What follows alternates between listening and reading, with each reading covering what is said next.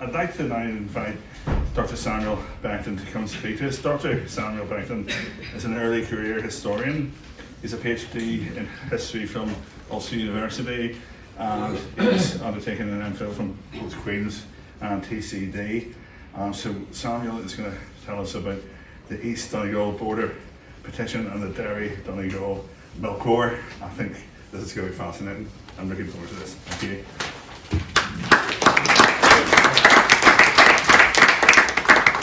Thank you very much. As you know, there's 4 provinces of the island of Ireland: Ulster, Leinster, Munster and Connacht. But Ulster has distinctly had a unique history, to say the least, particularly during the 1600s of the Ulster plantations. For East Donegal, this was particularly in the Lagan Valley, in this area here, which was known as a very flat and fertile land. So by the 20th century, you could see a large, significant portion of Donegal's Protestant population was in this area, and it had political ramifications as well. As you can see, this is a map of the Ulster Volunteers during the Third Home Rule crisis, and there were 5 battalions in Donegal, and 3 of them were just in this East Donegal area. And this is one of them, the Newtown Cunningham's UVF. During the 1918 general election, East Donegal was one of the few areas outside of what became Northern Ireland, as well as North Monaghan and some constituencies in Dublin, East Wicklow and Cork City that actually held a Unionist candidate.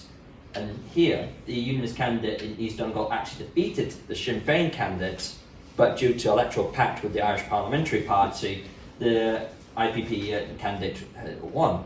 But 2 years later, during the 1920 local elections, you can see here, the Londonderry No. 2 and Strabane No. 2 rural district councils were the only rural district councils outside of Northern Ireland that actually held to maintain Unionist control. And during the 1925 Boundary Commission, this area was recognised to be ceded to the north.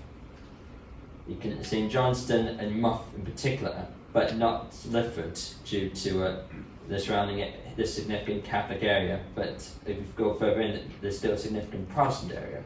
But this was not known until many decades later during the 1970s. Prior to that, this was the map that was published in the Morning Post, and you can see here showing areas in Inishowen and even Lifford being part of Northern Ireland. So you can. This was what the public had expected at the time, just because this was the only inclination prior to then. But as you know of history, only 6 counties became Northern Ireland, not 9. But it had significant ramifications later down the line. As you can see, the Protestant population slowly over time got smaller and smaller. This was due to political and economic differences, especially due to a border that separated the hinterland from this area, from Strabane and Derry-Londonderry. This became quite hard during the economic war of the 1930s under De Valera's administration. Under these circumstances, it created a reaction from the East Donegal community called the memorial. Now, before I continue, a memorial is an old word for a petition, as a plebiscite is an old word for a referendum. So if you're confused why I'm talking about a memorial, it's not what we think. It's not a war memorial, it's just a petition. But as you can see from handouts, to His Majesty's Government, the humble petition of 7,368 loyal subjects of the King residing in East Donegal in the Lagan district of the county Saoth. We, whose names are subscribed on behalf of ourselves and our families, humbly pray that His Majesty's Government, being a party to the Anglo-Irish Treaty of 1921, will take steps to restore us to our former rights and liberties by placing us under His Majesty's Government in Northern Ireland. We feel that our lives and property are not secure under the Free State Government. We are cut off from our market towns. Londonderry, Strabane and Belfast, and we find it almost impossible to exist. We do not know what steps the Free State government may take in the near future to further harass and impoverish us. The confiscation of our property and perhaps the taking of our lives are ever-present possibilities. Impartiality and fairness in the issue of cattle export licences do not exist. Fianna Fáil supporters get all the licences they require, whereas many loyal Protestants have been refused point blank and told they are not recognised as having exported any cattle in 1933, although many of them had exported over 80 head. Recently, the Free State government have granted licences to their supporters to fish the waters of the River Foyle, regardless of the rights of the owners of this fishery. At the present time, many of these supporters are actually engaged in fishing operations. We feel that our land and property may similarly be filched from us. In the Lagan area of the county of Donegal, we pay 85% of the rates, and we have no say in the expenditure of this rate. We own 90% of the land and property in that area, and we constitute at least 75% of the population. In the same area, there are 23 Protestant places of worship, as against 6 Roman Catholic churches. We would most strongly impress upon His Majesty's Imperial Government that we belong to the Imperial Province of Ulster, that we, with 30,000 other loyalists of Donegal, were signatories of Ulster's Solemn League and Covenant, and that, in spite of this solemn covenant, we were cut off from our fellow loyalists in the 6 counties under the treaty. We successfully fought our case for inclusion in the 6 counties before the Border Commission, but the report was never adopted. Under the treaty, certain rights were assured to us for our protection, such as the right of appeal to the Privy Council. These rights have been taken from us by the action of the Free State government, and our last remaining protection, the Sinead, is about to be dissolved. Under the Free State Land Act of 1933, our title to our farms has been taken from us. Unless the findings of Judge Beetham's commission are put into force, there will be nothing for us but to come out from the Free State and to relinquish our homes and all that we hold most dear. Your petitioners therefore humbly pray that His Majesty's Imperial Government will consider our plight and take such steps as may be in the power for the protection of ourselves and our property and the upholding of our rights and liberties as British subjects, so that we may be able to continue loyal subjects of the King as in former happier times. And your petitioners will ever pray. Now, big words, but what I find most interesting about that entire petition is this: 7,368 signatures. Because out of all my research, including here from PRONI, the National Archives in Dublin, even gone all the way to the local archives in Derry-Donegal and Donegal, I cannot find a single list of these signatories. And even at the time, nobody was sure what was the real figure. Most newspapers reported 8,000 signatures, but depending on political leanings, these figures changed. So like the Derry Journal, more of a nationalist, reported 5,000. The Irish Times, more Unionist, 8,500. And of course, nothing ever changes. The Daily Express exaggerated 10,000. But I'll give you an example. We know here at PRONI that we have an exact figure of how many people signed the Ulster Covenant and Declaration. But what if PRONI ever had it? Simply just after 1912, it was just burnt away or chucked away in some bin. Well, how do we know that actually took place? Or what was the true figure? Historians would say different kinds of figures, especially on political leanings. But we do know the memorial happened because there are reports from the Garda and newspaper reporters at the time, so we do know canvassing for the signatures did happen. But, like anything in history, your guess is just as good as mine. But we have got something here in PRONI, and if you can, later on today, you can see this. Actually, the draft was sent to Northern Irish government in June 1934, and included 6 names. And if we look at the signatories, we can actually compare these. So Thomas Boyd Rankin, for instance, we could use the 1911 census, but to help with this, was to use the Ulster Covenant, because if we want to find East Donegal Unionists, if they were willing to sign this memorial, they would have signed the Ulster Covenant 20 years earlier. So this is what we found at PRONI. We found the exact same name, and we can find his area, Clune, and we can find in his record. So we managed, by doing these kind of methods, be able to track down these 6 signatories. So who are these men? Firstly, Thomas Boyd Rankin. He was a farmer from Clune, and he was a leader of the St Johnston Orange Order, and he was also a UVF commander and member of the Standing Donegal Unionist Association. And from 1912 to 1920, he was the Unionist member of the Donegal County Council. And also, as important, he was a dairy farmer. Next one was John Shepherd Weir, a farmer from Lifford, and ran a family auctioneering bit firm in Strabane. And he was also the former secretary and treasurer of the Strabane Farmers Union, and just as a piece for Tyrone and Donegal. And he lost much of his political influence as well as economic and business ties when the border was created. Robert William Glenn, another milk farmer from the Carrigans, and he was also involved in the Callaghan's Donegal Unionist branch. And it should also be noted he was also treasurer of the Presbyterian Monterey Church, and he was heavily involved in the National Farmers and Ratepayers League. Now, we don't know much about Samuel McClintock, except that he was an extensive farmer from Letterkenny, and he was a member of an old and highly respected family in the county, around the foundry business in Letterkenny. Now, these last two are quite important.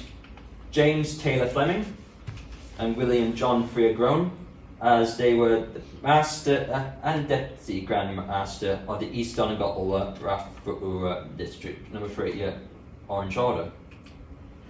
And at this time, and this is important, there were branches of the Rathfu number 3, which is covered as all this area, in Callaghan's, Convoy, Lifford, Newtown, Cunningham, Manor Cunningham, and also Rathfu, St Johnston, and Stranola. And it should also be noted, on the different jurisdictions, there was also Orange Orders in Castlefin and all the way in Burns. At this time, there was about 550 members of the Orange Order in the county. But it should also be noted, whilst the 550 is different from 7,000, of course, you have to include members of their family, neighbours, family and friends. So it could actually be possible, especially many of these men had actually signed the covenant or even involved in organising the covenant in the first place. And we also know that Matthew Kerr, the Grand Master of the Grand Orange Lodge of Derry, was actually involved in a lot of the communications. All letters of communication were sent to him and compared to the memorialists, because they were concerned of letters being intercepted, especially in the Free State. So they were sent to him, and then he would pass it on to them.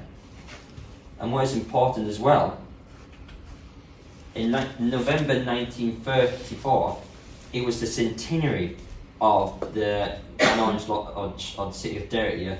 They're celebrating the centenary as well, just like we are celebrating the PRONI centenary. And what is interesting about this photo is, you can see James Taylor Fleming and Frone there, and Matthew Kerr just right there. 3 of the memorialists and 1 photo. And I always love this photo because if these 3 men were involved and knew about the memorial, how many of these men knew of it or had some kind of involvement as well? Because these are the officers of the entire Grand Lodge as well.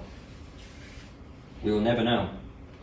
But another important reason why it happened in November is, can anyone tell me why is November important? What do we celebrate every year or commemorate? Remembrance Sunday.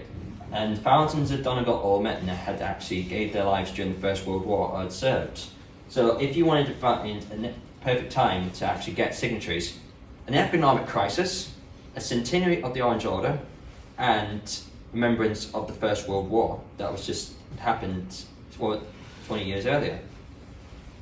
So it was a perfect time to get camp visiting for signatories. And it's also noted that some members of the aristocracy may have been involved as well, like Colonel William Hart. His family actually had a significant property and business in Muff, just across the border. And some of his staff were actually involved in canvassing, but all of the evidence for him is more circumstantial at best. For example, here at PRONI, you can find extensive letters from him going back from about the 1920s to about 1940. And for the year 1933 to 1935, there's nothing.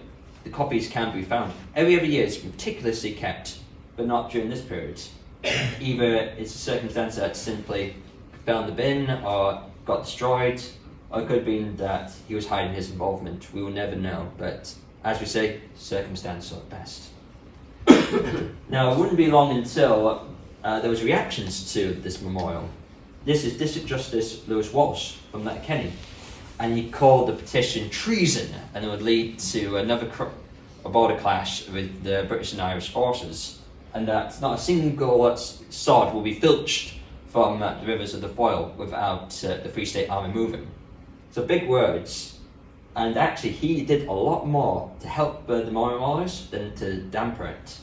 Because prior to then, the memorial was being reported across Ireland and some major newspapers in Great Britain. Afterwards, it was being reported in newspapers in South Africa, Australia, New Zealand, and even one newspaper in modern-day Zimbabwe. And these are some of the headlines. Irish Free State, East Donegal request. Irish petition condemned to add Donegal to Ulster. Donegal and Ulster, a treasonable document. So some of these are quite neutral, then the more heavy-handed treason. The horrors of war. Now you have to remember, a lot of these newspapers remembered not only the First World War, but also they had large Irish diasporas that came after the revolutionary period, and they didn't want to see this happen again. So Free State Army might march. And then we can see some political leanings about what Walsh said. Filch, judge's warning, attempted to filch sod from Donegal. This is from the Telegraph. This is quite interesting. Amazing speech in court, whilst other newspapers said outburst by judge. So one saying this is quite an amazing speech, very articulate, while the other one, it sounds like a madman. He didn't think straight. And this is from Australia, actually. Walsh trails his coat. I thought that was the funniest one. This is from South Africa. Asking for trouble in Ireland. Another one that is lives endangered under Irish Free State. Now, it's quite interesting that all these newspapers had different leanings towards the memorial, but it did lead ultimately to the next document I'll talk about, the second memorial. Since we, the loyalists of East Donegal and the Lagan district, sent our memorial to His Majesty's government at Westminster and His Majesty's government in Northern Ireland, our position has become more critical. Recent legislation in the Irish Free State prohibiting the importation of potatoes into Northern Ireland, the Northern Ireland Milk Scheme, which will come into operation soon, and the Irish Free State Beef Bill leaves us without any market for our produce, and we are absolutely unable to meet the demands on us. Many of us have paid our land annuities twice over, some of us 3 times, in tariffs as we can prove by receipts. And we have to pay half land annuities to the Irish Free State government. If we cannot pay it yet, bailiffs have sent to seize our stock without giving us an opportunity to explain our position in court. Recent newspaper reports say Mr. de Valera's government can and will declare a republic and make us foreigners and aliens in the British Commonwealth, of which we have always been loyal citizens and where many of our friends and relations have found homes. Under the Irish Free State Citizen Bill, he seeks to deprive us of our status as British subjects. Our children are compelled to learn Irish in school. It is of no commercial value, and it is a handicap to them in competitive examinations for positions in the British Commonwealth.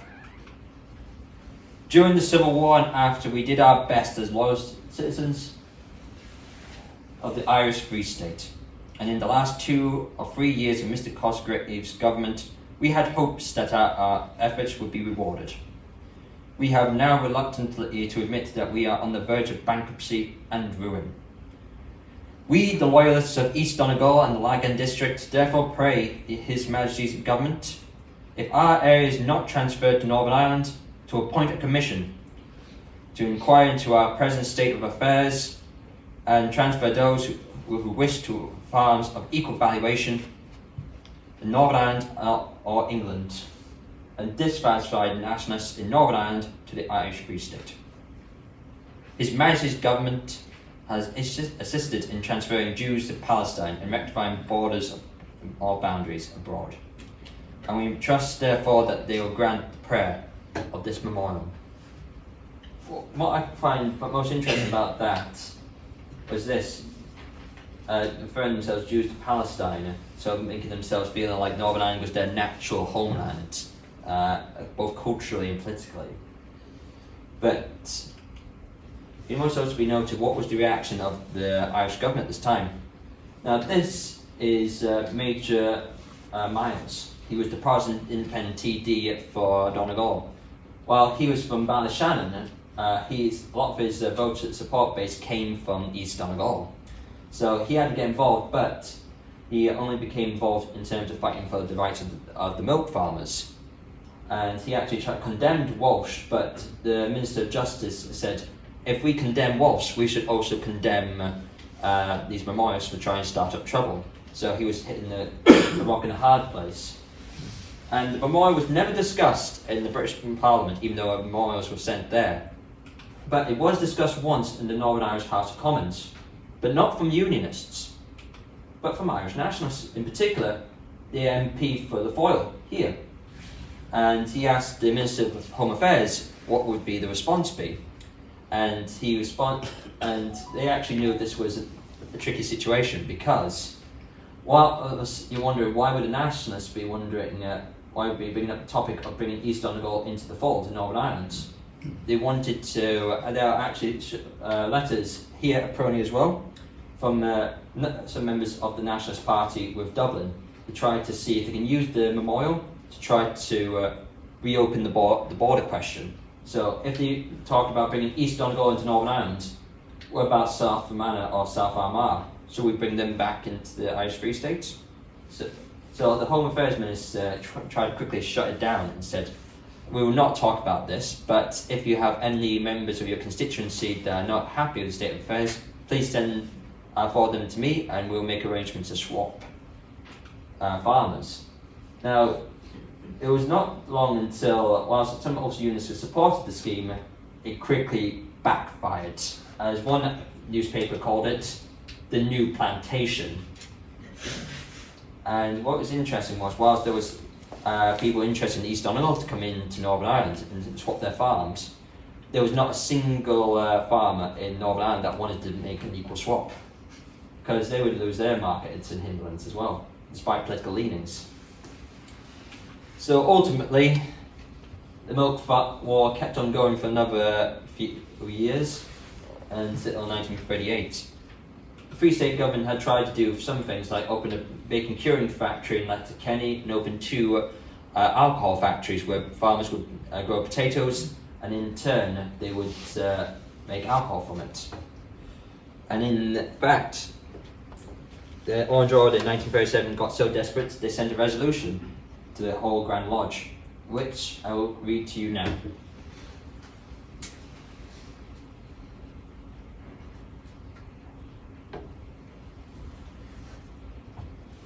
Resolution from Raphoe District Law, number 3, December 1937. We, the members of Raphoe District Lodge, number 3, respectfully draw attention to the hardships created by the ban recently imposed upon milk entering Northern Ireland from the Irish Free State, and appealed to the members of the Northern Ireland Cabinet to introduce an amending bill as early as possible. To no one has this ban been more unjust than to the loyal farmers of East Donegal, many of whom are Orangemen and a very large majority Protestants. Owing to the operations of the ban, one supplier has already been obliged to dispose of the services of 3 Orangemen, and many other producers will be obliged to follow suit. Where will these men find alternative employment? They will not receive it from the Free State government, and it is very unlikely that Roman Catholic farmers will offer them positions. If the ban remains, untold harm will be done to our illustrious order in the Free State. We would emphasise the fact that the Protestant community of Donegal are amongst the most loyal of any sections in Ireland. This has been proved by experience. In 1914, thousands of Donegal men voluntarily answered the call of empire, and the battlefields of France and Flanders bear testimony to the sacrifices made by these sons of Ulster.